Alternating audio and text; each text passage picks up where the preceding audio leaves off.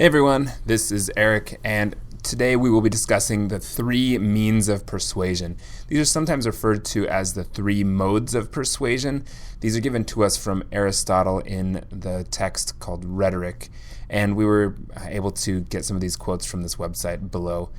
So one of the things that you can see here is that first we're going to explore what he says to kind of summarize these points, and after that we'll look at what he says before that so you can see some of the detail. So in the summary, what he goes on to say is that there are then these three means of effecting persuasion. The man who is in command of them must, it is clear, be able to reason logically, to understand human character and goodness in various forms, and to understand the emotion, that is, to name them and describe them, to know their causes and the way that they are excited. So if you look at this, first you see that we have logos. Second, we see showing up here is ethos. And then third, we see pathos. Now notice when people talk about this, they usually say ethos, pathos, logos. So we'll see why that is in just a moment. But here we see logos first, ethos second, and pathos is third.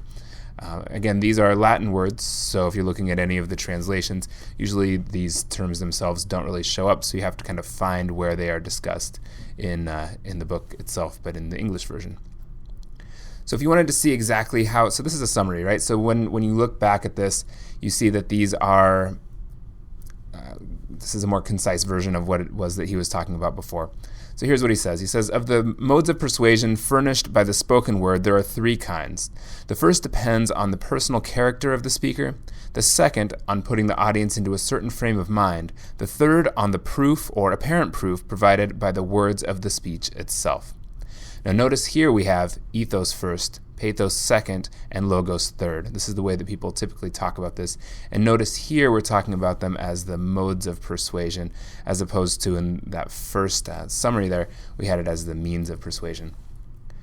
When we look at these further, when we're talking about speaker character, he says, persuasion is achieved by the speaker's personal character when the speech is so spoken as to make us think him credible. We believe good men more fully and more readily than others. This is true generally, whatever the question is, and absolutely true, where exact certainty is impossible and opinions are divided. This kind of persuasion, like the others, should be achieved by what the speaker says, not by what people think of his character before he begins to speak.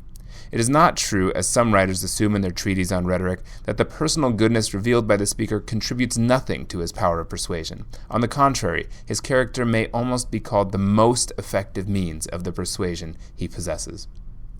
So really what Aristotle is saying here, and I think this is relevant today, is that personal character, the trustworthiness or the credibility of the speaker is extremely important in every situation, but it's even more important in situations where you don't know the absolute truth, so you have to be able to trust what that speaker is saying.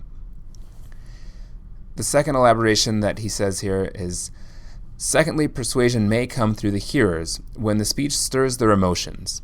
Our judgments when we are pleased and friendly are not the same as when we are pained and hostile. It is toward producing these effects, as we maintain, that present-day writers on rhetoric direct their whole of their efforts. This subject shall be treated in detail when we come to speak of emotions. So here he's discussing pathos, or appeals to emotion. And he's really saying that this is one of the things that many people are really writing about, is how to get emotional appeals. So a lot of what Aristotle does is he's comparing some of the things that he believes to be true compared to some of the ways that sophists at the time were teaching rhetoric or teaching argument. Thirdly, persuasion is effected through the speech itself when we have proved a truth or apparent truth by means of persuasive arguments suitable to the case in question.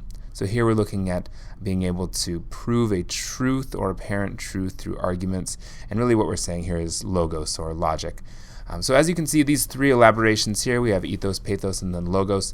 These do mirror that first summary that we had, but it's really good to see what the actual words were when looking at ethos, pathos, and logos, so you can get a better understanding of what Aristotle was saying and kind of the context around some of this. Thanks.